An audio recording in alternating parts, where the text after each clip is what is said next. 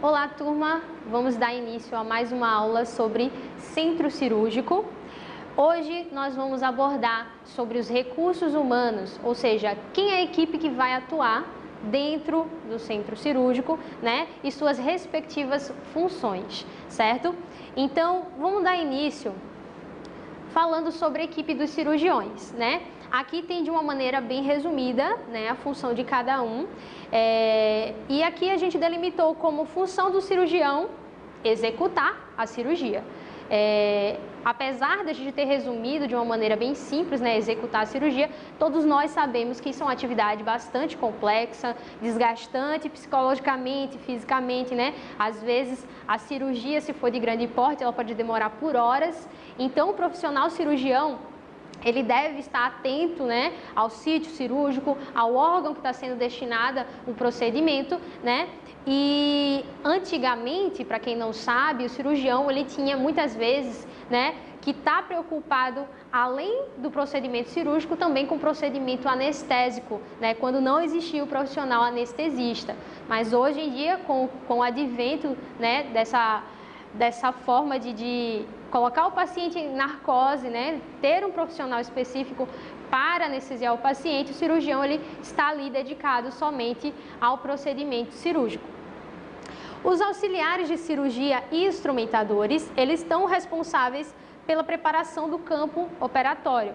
Então, o instrumentador, gente, é um profissional da área de saúde que se especializa em instrumentação cirúrgica, tá? Ele está ali justamente para facilitar, né, a organização, a preparação do campo operatório. Ele sempre tem que estar um passo à frente do cirurgião, né, oferecendo os materiais, os instrumentos necessários para a intervenção no momento correto, né? A gente viu, né, as divisões dos tempos operatórios em diérese, hemostasia, exérese e síntese, e cada um desses momentos a gente precisa de materiais específicos e o instrumentador é o profissional habilitado para poder, né, reconhecer os tempos e também reconhecer os materiais que vão ser utilizados nessas etapas.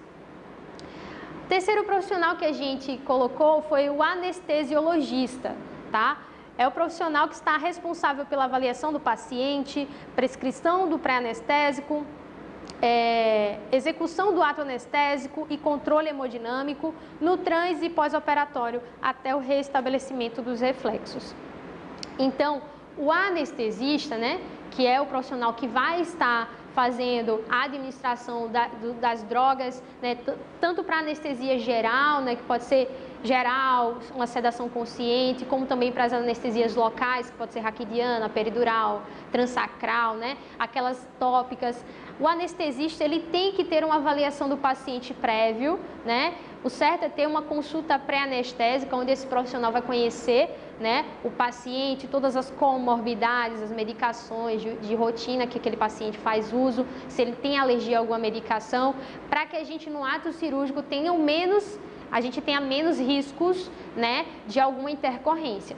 Então, o anestesista não somente tem esse reconhecimento do paciente prévio, como durante a cirurgia ele está ali como um anjo da guarda, vamos dizer assim, né? Ele vai estar avaliando os parâmetros vitais do paciente, né? Frequência cardíaca, frequência respiratória, pulso, saturação, para que esse paciente ele venha a ter da maneira mais tranquila possível a sua intervenção cirúrgica sendo realizada.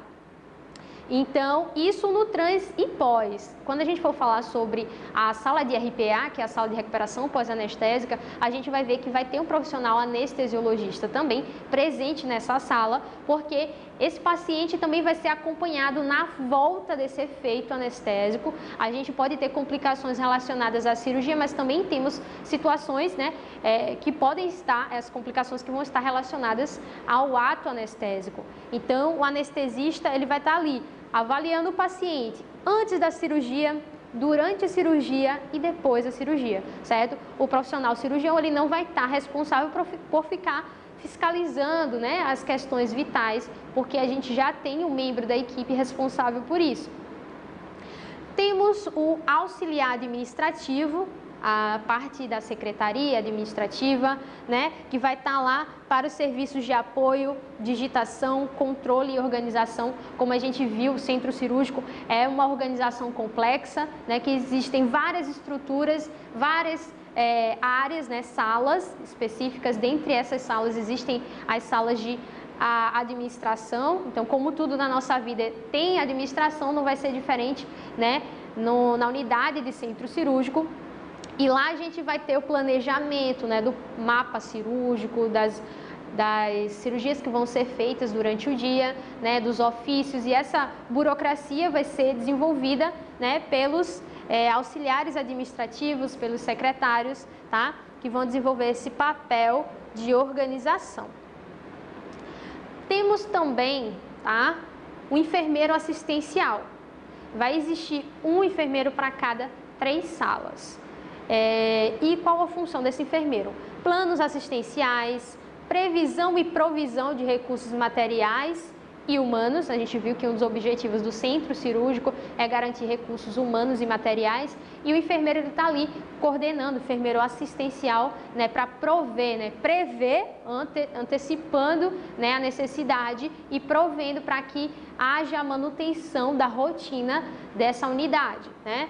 Então, ele faz o acompanhamento sistemático e humanizado dos pacientes, né, assistência e registros necessários. Então, como uma unidade de saúde, né, o centro cirúrgico também vai exigir alguns procedimentos que são privativos do enfermeiro. Então, pode existir a necessidade de uma sondagem vesical, né, seja ela de alívio, de demora. Então, o enfermeiro está lá não só para organizar o plano de cuidado, não só, né, para essa questão de provisão de recursos materiais e humanos, mas também para prestar assistência ao paciente, tá? E realizar os registros, que a gente vai ter isso independente da área que a gente tiver, a gente vai anotar, porque cuidado realizado é cuidado anotado. Temos o técnico ou auxiliar de enfermagem, que vai ser o profissional circulante. Então, como eu falei para vocês, o circulante é o técnico de enfermagem. Quando a gente fala circulante, você já tem que entender isso, né? E a gente resumiu aqui a função dele, mas mais para frente a gente vai abordar de uma maneira mais detalhada. Mas o circulante, ele tem a função de cumprimento de normas e regulamentos, né? Como todo profissional tem que, né, estar apto a desenvolver seu trabalho obedecendo às normas e regulamentos, provisão de material e equipamentos e manutenção da ordem. Então, existem equipamentos que são de responsabilidade, materiais que são de responsabilidade do técnico, ou seja, o circulante prover, né? A gente até viu na aula de germação que, por exemplo, as escovas degermantes que ficam no lavabo, quem vai abastecer de uma maneira geral é o circulante. Pode existir situações, né, em que a instituição estabelece outras pessoas, mas no geral o circulante que provê. Montar e desmontar a sala de operação, tá? A gente fala montar e desmontar, parece também uma coisa simples, né? Como também realizar uma cirurgia, uma frase só. Mas esse montar a sala exige uma série, né, de fatores, uma série de procedimentos, uma série de avaliações para a gente conseguir organizar a sala para a intervenção cirúrgica. Então, em média, né, no geral, a gente chega 1 hora antes, né, da cirurgia acontecer, ou até mais, né, para poder montar a sala e deixar ela preparada para a cirurgia. Auxiliar a equipe, enfermeiro e realizar a limpeza conforme programação e rotina. Então, o técnico, o circulante, ele vai estar ali justamente para auxiliar, né, a equipe. E vocês vão entender que essa equipe, ela vai ser como um time de futebol mesmo, é um time. Cada um tem sua função, todos têm sua importância, né? A gente não pode dizer que, porque o cirurgião fez a cirurgia, ele é mais importante que o circulante. Não. Sem a ação do anestesista não acontece cirurgia, sem a ação do circulante não acontece cirurgia, né? Sem a ação de toda a equipe não há funcionamento. Então, não existe escala de valor com relação à equipe que vai atuar no centro cirúrgico. Então, a coordenação de enfermagem aqui, ela vai entrar na questão da elaboração de normas e rotinas, supervisão e avaliação do funcionamento, controle administrativo, técnico, operacional e ético do setor. Então, ele vai estar ali na coordenação de fato, né, com relação às normas, às exigências, né, preconizadas pela instituição, tá? E supervisionar, né, se está realmente sendo cumprida essas normas, né, por parte da equipe que está ali trabalhando no centro cirúrgico. E aqui ele define mais uma vez o período perioperatório, e aí vocês já viram na primeira aula, que é o período que corresponde, né, toda a experiência cirúrgica, que vai desde a fase pré-operatória, né, aí vem a trans ou intra, até após, né, do cuidado de enfermagem. Então, desde que há necessidade da intervenção cirúrgica, o paciente está lá no consultório médico e o médico define, vai ser necessária a intervenção cirúrgica, né, isso no caso de uma cirurgia eletiva que a gente tem nesse momento, mas pode ser uma cirurgia de urgência, de emergência também. Quando a gente define a necessidade da intervenção, a gente já iniciou a fase do pré-operatório. Então, o período perioperatório vai desde o início até a alta do paciente no pós-operatório. E aqui a gente tem a definição do período pré, trans ou intra e pós-operatório. E a gente até citou essas situações. Aqui é só uma revisão, né, que fala que a fase pré-operatória inicia desde a decisão, né, da tomada de decisão da intervenção cirúrgica até o paciente ser transferido para a mesa cirúrgica. Quando ele entra na sala de cirurgia, acabou o pré-operatório, inicia o trans. O paciente está na mesa cirúrgica, iniciou o trans. Quando ele vai terminar esse momento, trans ou intra? Quando ele é admitido na sala de recuperação pós-anestésica, né? A gente pode ver as siglas RPA, SRPA, CRPA, e aqui a gente só vai mudar centro de recuperação ou sala de recuperação, né? Ou simplesmente recuperação pós-anestésica, ou o paciente ele pode ser encaminhado também para a UTI, que vai ter os mesmos cuidados, né? Sendo observados, só que de uma maneira com um tempo maior, né? E a fase pós-operatória é um período de tempo que começa com a admissão do paciente na sala de recuperação pós-anestésica ou UTI e termina depois de uma avaliação, né, de acompanhamento clínico. O profissional ele precisa desse retorno do paciente para investigar, né, possíveis complicações ou se está tudo ok com a intervenção cirúrgica, né, com o procedimento que foi realizado. Só para vocês entenderem, essa fase do pré-operatório a gente também pode classificar de duas formas, tá? Então, nessa linha do tempo, vocês podem dividir em pré-operatório, que a gente chama imediato, tá? Que é o período que abrange, né, desde a indicação da cirurgia até o dia anterior à mesma. Então, se, por exemplo, eu agendo hoje, né, aliás, eu defino hoje a necessidade da intervenção com o profissional médico, até um dia anterior a essa cirurgia acontecer, tudo isso corresponde ao pré-operatório imediato. Então, nesse período de tempo, que pode levar até meses ou anos, enfim, dependendo da situação, né, do sistema de saúde, a gente vai estar fazendo alguns cuidados. Quais seriam os cuidados de enfermagem nesse período? Aspectos psicossociais, psicoespirituais, aspectos econômicos, físicos. Como assim, professora, a gente vai ter a questão do aspecto psicoespiritual? O que é que a gente pode observar aí? A gente pode observar, por exemplo, questões com relação à religião do paciente.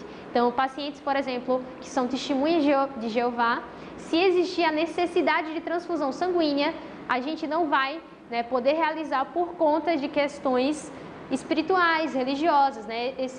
Esses pacientes, na verdade, eles em geral, costumam andar com aquela carteirinha alertando, né, o não uso da bolsa de sangue. Então, a gente não vai poder infundir hemoderivados, sangue, na verdade, nesse paciente. E a gente tem que encontrar outras alternativas, tá certo? Então, esse intervalo de tempo, né, desde a indicação até um dia anterior à cirurgia, a gente tem tudo isso para observar.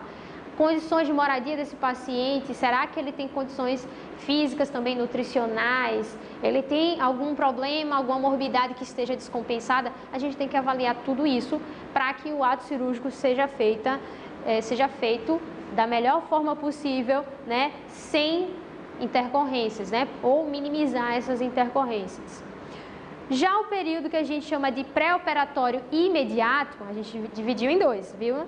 Imediato e imediato. O imediato vão corresponder às 24 horas anteriores à cirurgia, tá? Então, um dia antes da cirurgia acontecer, a gente está no período chamado de pré-operatório imediato. Então, em geral, o paciente ele pode estar, inclusive, internado no próprio hospital, né? Ou ele pode estar em casa. Mas a gente tem alguns tipos de cuidados que vão ser observados e já são específicos para a cirurgia. A gente viu os cuidados do pré-operatório imediato, são de abordagens assim gerais, né? Para o procedimento cirúrgico, e aqui já vão ser mais específicos. Então, a questão do jejum, né? A gente vai ter a delimitação do tempo do jejum e esse cuidado para esse paciente não se alimentar durante esse período de tempo.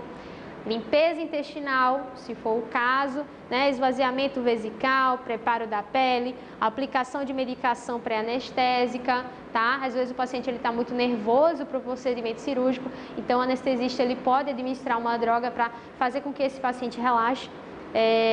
A tricotomia, gente, pode ser indicada ou não nesse período, sabendo que a tricotomia ela deve ser feita até 2 horas antes da intervenção cirúrgica. Mais de 2 horas a gente já tem um risco de infecção, por isso que muitas vezes nem indicação de tricotomia a gente faz no pré-operatório imediato, e em geral pode acontecer dentro da sala de cirurgia feita pelo próprio cirurgião, tá certo? E aqui a gente viu que no período intraoperatório, a gente já fez um vídeo anterior falando sobre períodos cirúrgicos, e vocês viram que quando o paciente ele é transportado para o bloco cirúrgico, né, tá lá na mesa cirúrgica, quando está tudo pronto para começar o cirurgião, ele vai ter os seus tempos das suas manobras cirúrgicas, que podem ser divididas em 4: diérese, hemostasia, exérese e síntese, né? Vai desde a abertura, controle de sangramento, a intervenção propriamente dita e o fechamento. Lembrando que não necessariamente todas as cirurgias vão existir esses 4 tempos, e a gente já deu alguns exemplos de exceção, né, dessas cirurgias, tá? Com relação à atribuição do circulante, né, a gente falou que o circulante é responsável pela montagem da sala de cirurgia. Então, quando o profissional técnico de enfermagem chega no setor, a primeira coisa que ele vai ver é a escala de serviço, né? Qual vai ser a sala que eu vou estar responsável por circular, né? Vai ver o mapa cirúrgico, a programação das cirurgias que vão ser feitas naquele dia, quem é a equipe que vai estar atuando, né? O cirurgião, o anestesista, os demais profissionais, o paciente, tá? E quando ele vê a sala que ele vai atuar, o tipo de cirurgia, aí sim ele vai poder organizar, montar essa sala. Ele deve verificar os materiais, aparelhos ou solicitações especiais para o uso da sala. Então, gente, se for, por exemplo, um paciente, uma criança, o paciente é uma criança, então o material vai ser de uso pediátrico, eu tenho que atentar para essas solicitações especiais, né? Se eu preciso de algum maquinário diferente, um aparelho de raio-x na sala, então o profissional ele tem que prover isso, né? Pelo menos procurar saber se o setor já está com esse equipamento disponível, se esse equipamento está funcionando, para a gente não ter o transtorno de montar a sala e não acontecer cirurgia. Para a prevenção da infecção hospitalar, é importante manter a sala de cirurgia sempre limpa, observar se o lavabo está abastecido para uso e lavagem das mãos. Então, antes de começar a cirurgia, uma coisa que o profissional técnico vai fazer é observar se a sala está limpa, né? Pode ser que tenha acabado de acontecer uma cirurgia, né? E ainda não veio a equipe de higiene fazer a organização do setor. Então, se a sala está suja, ainda não está pronta para a gente montar, né? Então, quem vai observar isso também é o técnico de enfermagem, é uma equipe auxiliando a outra, né? A equipe de higiene vai auxiliar também a equipe de enfermagem e abastecer o lavabo. Lembre-se, se faltar é uma irresponsabilidade por parte da equipe de enfermagem. Antes de equipar a sala, o circulante deve limpar os equipamentos com álcool etílico a 70% ou outra solução preconizada pela instituição. Não necessariamente o álcool, pode ser que na sua instituição tenha outro tipo de solução que seja mais eficaz, né, que seja padronizado, mas a gente vai limpar as superfícies, como vocês bem sabem, né? A gente pode encontrar vírus, bactérias em superfícies. Hoje ainda a gente tem essa informação ainda mais exposta, né, depois dessa pandemia. O que acontece? A gente pode encontrar vírus e bactérias de outros pacientes nas superfícies e para evitar risco de infecção cruzada, a gente vai fazer essa higienização. Para evitar problemas durante o ato operatório, o circulante também deve testar o funcionamento dos aparelhos sob sua responsabilidade, verificando suas perfeitas condições de uso, bem como revisar o material esterilizado e providenciar os materiais específicos em quantidade suficiente para a cirurgia, dispondo-os de forma a facilitar o uso. Em resumo, a gente tem uma série de equipamentos, como por exemplo o bisturi elétrico, né, o aparelho de aspiração, o foco central, o foco auxiliar, tudo isso deve ser testado, tá, antes da cirurgia acontecer, porque a gente não vai ter, né, esse momento para ficar providenciando durante a cirurgia. A gente tem que ter a gente tem que ter a menor possibilidade de problemas possível durante a intervenção. Então a gente vai testar esses equipamentos, tá? Então, o bisturi elétrico está funcionando, o aspirador está funcionando, a máquina, né? O negatoscópio, todos os equipamentos que vão estar na sala, a gente deve testar com antecedência. Se for o caso, quebrou, substitui. A sala não está pronta para a cirurgia, tem uma outra que a gente pode substituir, a gente tem que providenciar isso também, tá? Juntamente com a enfermagem que vai estar coordenando o setor. Bom, pessoal, eu vou voltar aqui. Eu vou parar nessa parte de atribuição do circulante, tá? A gente vai seguir esse slide num próximo vídeo e a gente vai abordar sobre anestesiologia. Por enquanto, eu quero que vocês fiquem com essas informações sobre a equipe que vai atuar no centro cirúrgico. Como está em vídeo, vocês podem voltar quantas vezes forem necessárias, pausar o vídeo, fazer uma anotação. Se não entendeu, faz esse esquema, tá? Se achar que está muito devagar, acelera. Isso tudo tem na ferramenta aí. Se você estiver assistindo no YouTube, você pode fazer isso. Então, fiquem com essas informações da atribuição do circulante. A gente vai esclarecer mais na nossa aula sobre esse assunto. Então, espero que vocês aproveitem e estudem o material que eu passei para vocês e, posteriormente, a gente volta falando sobre anestesiologia.